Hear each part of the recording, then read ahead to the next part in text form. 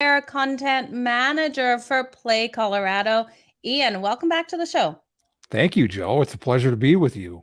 Oh, it is awesome to have you here. We're going to talk about everything happening with Play Colorado, your Colorado Avalanche.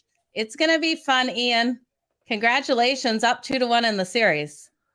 It's a little disconcerting after that 6-2 loss in Game 3 at Amalie Arena in Tampa Bay, but as the Avs keep saying, they wouldn't give up this spot for anything in the world. They're still up 2-1, and I think we're going to see a much better showing in Game 4. Absolutely. We saw in game 1 and 2, Colorado just completely dominate Tampa Bay Lightning. We did see Tampa seem to come out last night, play more of their style game instead of a reactive game to Colorado. What were your takes on the first two games and then last night's? I think what we saw, so there's some connections here. Obviously, Game 2 was probably the best game that I have ever seen from an Avalanche team.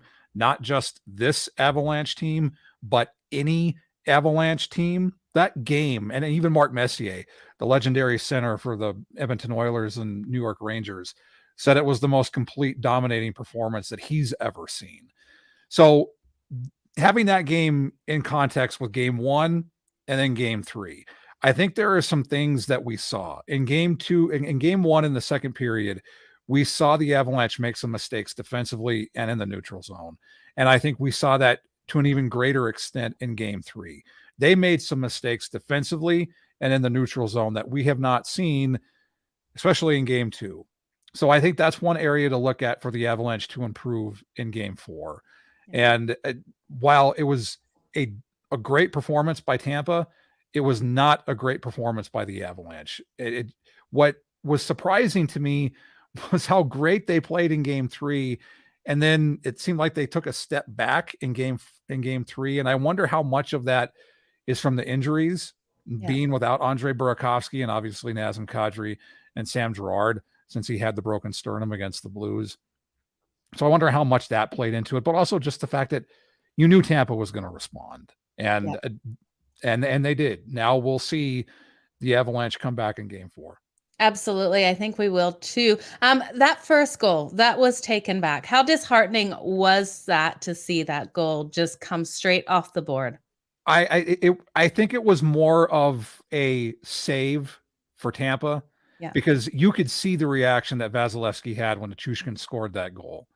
It rattled him. So the fact that they were able to get that goal off the board, and I think Ray Ferraro said it on the broadcast for ABC, where it seemed like Tampa scored. And that's basically what it was, because it evened the game back up. I think if that goal counts, or if the officials don't give John Cooper and his assistants so much time to decide if they're going to challenge that offside call, I think the game flips. Absolutely. Because you saw them come back and get a power play. They score. Gabriel Landeskog gets the first goal of the game. Avs should have been up 2-0 in that situation if it plays out the same way, which it never does. But I think it was big. And I think it was bigger for Tampa than it was for Colorado. Why do you think they gave Tampa so much time to sit there and look at that over and over again to challenge that? Because we don't normally see the coaches have that ability to have that much time. Yeah, it's like the referees are like, you're not going to challenge? Are you sure? Yeah, we're not going to challenge. Are you sure? Because you should challenge. Oh, okay, we'll challenge. It was like 3 minutes after the goal was scored before the faceoff. And I mean, it'd be nice if they wouldn't have gotten that long and they had just dropped the puck, since even Ray Ferraro said they're not going to challenge the offside. And then they come back 3 minutes later like, oh, hey, we got a new view. We're going to challenge. The thing that surprises me the most is, where is the blue line cam? You're in the Stanley Cup final and you don't have a cam on both sides of the blue line to get that definitive look. I mean, it looked like it was offside. And I think it was begrudgingly, it was the right call. But where is the cam on the blue line on both sides of the boards? It's just like having the cam in football right on the yard marker, instead of having to use this antiquated chain technology, like where they have to measure it and like, ooh, he's a chain length short of the first down marker. It's the same logic. If we had those cams, though, it could never be wrong. So Exactly. it definitely would be good to see an improvement with those cams to make sure calls are going the right way. It was still a strong game out of Colorado in certain aspects last night. What do you think was one of the stronger points that they had last night in that game? One positive you could take away from it. The way they played in the third period. I thought they dominated play in the third period, and they showed to the Tampa Bay Lightning that if the Avs play their game, they're in control of not just the games, but the series. I thought that was big for their confidence level. While they didn't get any goals, they still dominated the play. And then the physical aspect of it. I think Andrew Cogliano and Josh Manson are now in the heads of the Tampa Bay Lightning because Pat Maroon and all the other guys were chirping from basically the second period on. They were chirping with Josh Manson, and Manson's just leaning on the boards or on a stick, just smiling. Cogliano is going to be in their heads now, so they're going to try to go after him.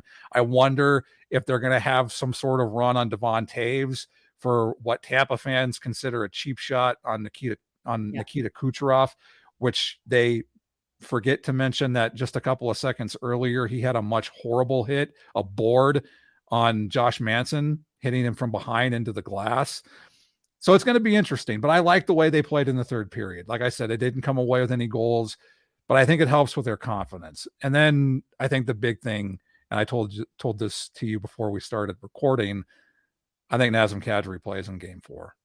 It would be phenomenal for Colorado to have him back in game 4.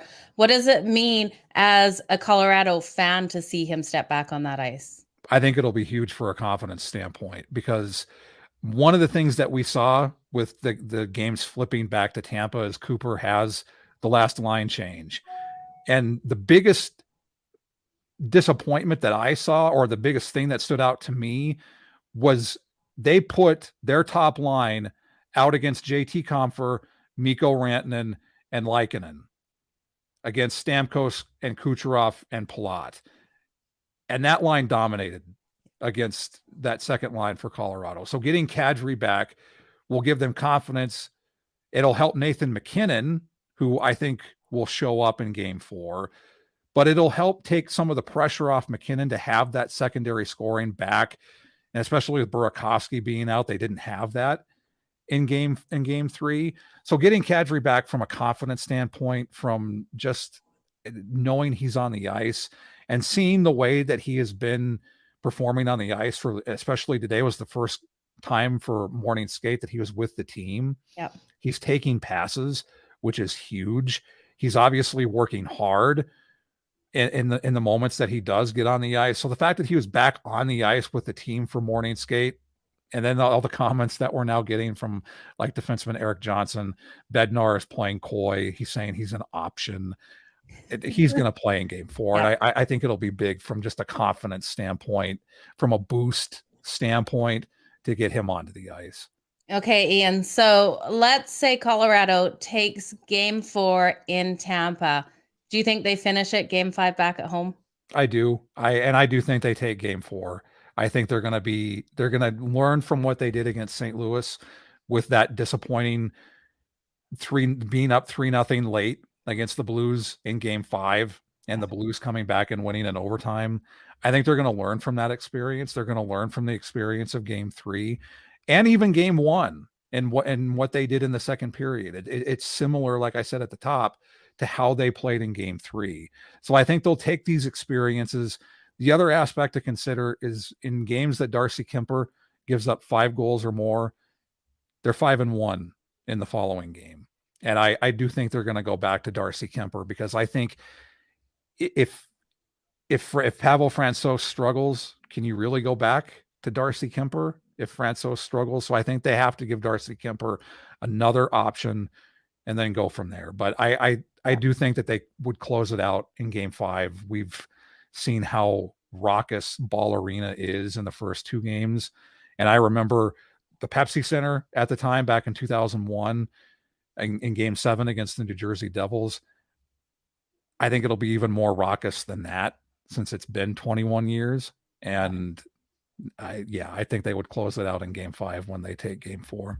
It definitely gives me chills for Colorado. I really hope that is exactly how it plays out, Ian. For I do them too. to hoist the cup at home would be completely phenomenal.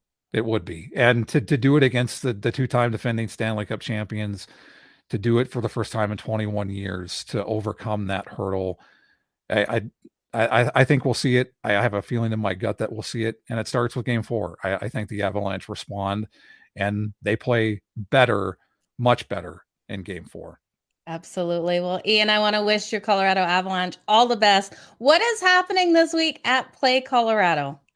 So you mentioned if the Avs are able to win game 4 and having the chance to hoist the Stanley Cup in game 5 at Ball Arena, if the Avs are leading, you've probably asked yourself, why do the Avs fans sing all the small things with under 10 minutes left in a break at Ball Arena? Well, our Kim Pomponio, the managing editor for PlayColorado.com, has that explanation as to why all the small things, the hit Blink 182 song, is being sung by fans. And it really is an awesome tradition. I've been to Avs games when they're leading and they sing all the small things. I have video. It's just as loud. It's just as raucous. Fans love it. I never expected to hear a Blink 182 song 23 years after the release of the song, but I'm all for it. It's an awesome tradition, and you'll get the answer as to why Avs fans sing that song in the third period, under 10 minutes left with a break in action. And that's the main story right now. It's the main focus of Colorado sports and Colorado sports bettors. Yeah, you guys make sure you go over and check that out. It's Colorado_play on Twitter. Ian, where can everyone find you? You can find me at Ian St. Clair on the Twitter machine. You can find Play Colorado at Colorado_play, as you said, and playcolorado.com. Excellent. Ian, thank you so much for joining me here. I cannot wait to have you back on the show again. All the best in your day and all of your bets that you have going on as well. Thanks, Joe, and looking forward to game 4. Thank you, Ian. Have a good one.